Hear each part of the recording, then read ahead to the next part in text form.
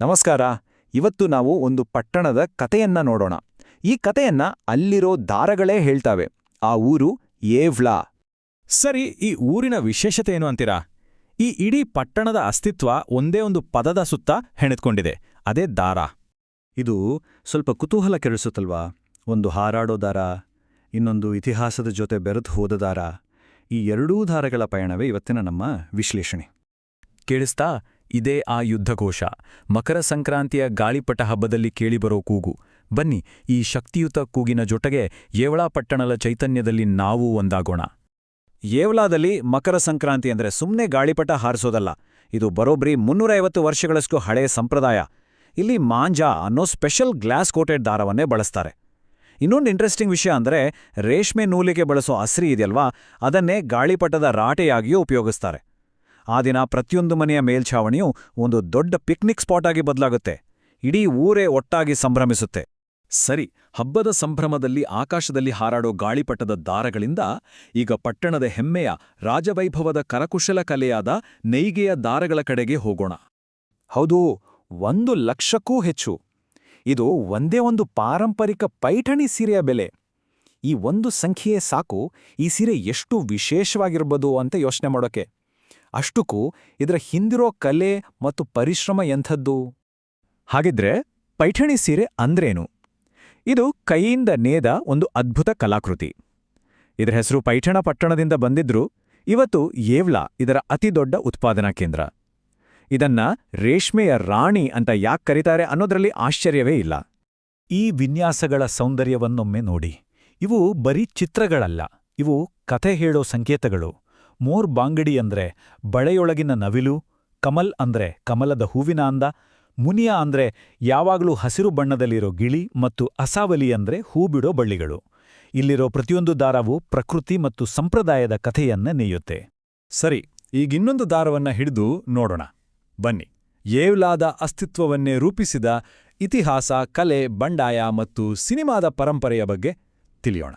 ಇವರು ತಾತ್ಯಾ ಟೋಪೆ, 1857ರ ಸ್ವಾತಂತ್ರ್ಯ ಸಂಗ್ರಾಮದ ಒಬ್ಬ ಧೀರ ಸೇನಾನಿ. ಇವರ ಮೂಲ ಹೆಸರು ರಾಮಚಂದ್ರ ಪಾಂಡುರಂಗ ಯೇವಲ್ಕರ್ ಮತ್ತು ಇವರು ಹುಟ್ಟಿದ್ದು ಇದೇ ಯೇವ್ಲಾದಲ್ಲಿ. ಇದರಿಂದ ಯೇವ್ಲಾ ಭಾರತದ ಇತಿಹಾಸದ ಒಂದು ನಿರ್ಣಾಯಕ ಕ್ಷಣದ ಜೊತೆ ಬೆಸೆದುಕೊಂಡಿದೆ. ಯೇವ್ಲಾ ಕೇವಲ ಇತಿಹಾಸದಲ್ಲಷ್ಟೇ ಅಲ್ಲ, ಕಲೆಯ ಲೋಕದಲ್ಲೂ ತನ್ನ ಛಾಪು ಮೂಡಿಸಿದೆ. ಭಾರತೀಯ ಚಿತ್ರರಂಗದ ದಂತಕಥೆ ಲಲಿತಾ ಪವಾರ್ ಅವರ ಜನ್ಮಸ್ಥಳ ಕೂಡ ಇದೇ ಊರು. 70 ವರ್ಷಗಳಲ್ಲಿ 700ಕ್ಕೂ ಹೆಚ್ಚು ಚಿತ್ರಗಳಲ್ಲಿ ನಟಿಸಿ ಗಿನ್ನೆಸ್ ದಾಖಲೆ ನಿರ್ಮಿಸಿದ ಇವರು ಯೇವ್ಲಾದ ಸಾಂಸ್ಕೃತಿಕ ಪರಂಪರೆಗೆ ಒಂದು ಅದ್ಭುತ ಉದಾಹರಣೆ. ಈಗ ಯೇವ್ಲಾದ ಇತಿಹಾಸನ ಅತ್ಯಂತ ಗಂಭೀರ ಮತ್ತು ಪ್ರಭಾವಶಾಲಿ ಘಟನೆಯತ್ತ ಗಮನಹರಿಸೋಣ.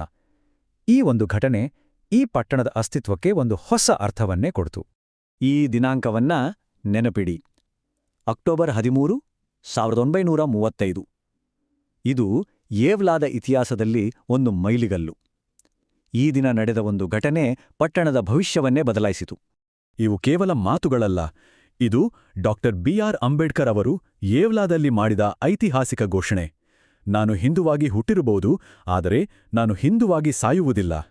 ಈ ಒಂದು ವಾಕ್ಯ ಭಾರತದ ಸಾಮಾಜಿಕ ನ್ಯಾಯದ ಚಳುವಳಿಗೆ ಒಂದು ಹೊಸ ದಿಕ್ಕನ್ನೇ ತೋರಿಸಿತು. ಆ ದಿನದ ನಂತರ ಯೇವ್ಲಾಗೆ ಮುಕ್ತಿಭೂಮಿ ಅಥವಾ ವಿಮೋಚನೆಯ ನಾಡು ಅನ್ನೋ ಹೆಸರು ಬಂತು. ಅಂಬೇಡ್ಕರ್ ಅವರ ಆ ಒಂದು ಘೋಷಣೆ ಯೇವ್ಲಾವನ್ನು ಸಾಮಾಜಿಕ ಸುಧಾರಣೆಯ ಇತಿಹಾಸದಲ್ಲಿ ಅಜರಾಮರವಾಗಿಸಿತು. ಸರಿ, ಇಷ್ಟೊತ್ತು ನಾವು ಗಾಳಿಪಟ, ರೇಷ್ಮೆ, ಬಂಡಾಯ ಮತ್ತು ವಿಮೋಚನೆಯಂತಹ ಬೇರೆ ಬೇರೆ ಧಾರಗಳ ಬಗ್ಗೆ ನೋಡಿದ್ವಿ. ಈಗ ಇವೆಲ್ಲವನ್ನೂ ಒಟ್ಟಿಗೆ ಸೇರಿಸಿ ಯೇವ್ಲಾದ ಸಂಪೂರ್ಣ ಚಿತ್ರಣವನ್ನು ನೋಡೋಣ. ಹಾಗಿದ್ರೆ ಕೊನೆಯದಾಗಿ ಹೇಳಬೇಕಾದ ಪ್ರಮುಖ ಅಂಶ ಏನು ಗೊತ್ತಾ? ಯೇವ್ಲಾದ ಗುರುತು ಒಂದೇ ವಿಷಯಕ್ಕೆ ಸೀಮಿತವಾಗಿಲ್ಲ. ಸಂಭ್ರಮದ ಗಾಳಿಪಟಗಳು, ಕುಶಲತೆಯ ರೇಷ್ಮೆ, ಬಂಡಾಯದ ಕಿಚ್ಚು ಮತ್ತು ವಿಮೋಚನೆಯ ಕರೆ ಇವೆಲ್ಲವೂ ಒಟ್ಟಿಗೆ ಸೇರಿ ಯೇವ್ಲಾದ ಒಂದು ಸಂಕೀರ್ಣ ಆದರೆ ಸುಂದರವಾದ ಅಸ್ತಿತ್ವವನ್ನ ರೂಪಿಸಿವೆ. ಈ ಹೋಲಿಕೆ ಇಡೀ ವಿಷಯವನ್ನ ಎಷ್ಟು ಅದ್ಭುತವಾಗಿ ಹೇಳುತ್ತೆ ನೋಡಿ. ಒಂದು ಕಡೆ ಗಾಳಿಪಟದ ಮಾಂಜಾ ದಾರ, ಅದು ಸಂಭ್ರಮ, ಸ್ವಾತಂತ್ರ್ಯ ಮತ್ತು ಒಂದು ದಿನದ ಐಕ್ಯತೆಯ ಸಂಕೇತ. ಮತ್ತೊಂದು ಕಡೆ ಪೈಠಣಿ ರೇಷ್ಮೆಯ ದಾರ, ಅದು ಕುಶಲತೆ, ಇತಿಹಾಸ ಮತ್ತು ತಲೆಮಾರುಗಳ ಪರಂಪರೆಯ ಸಂಕೇತ.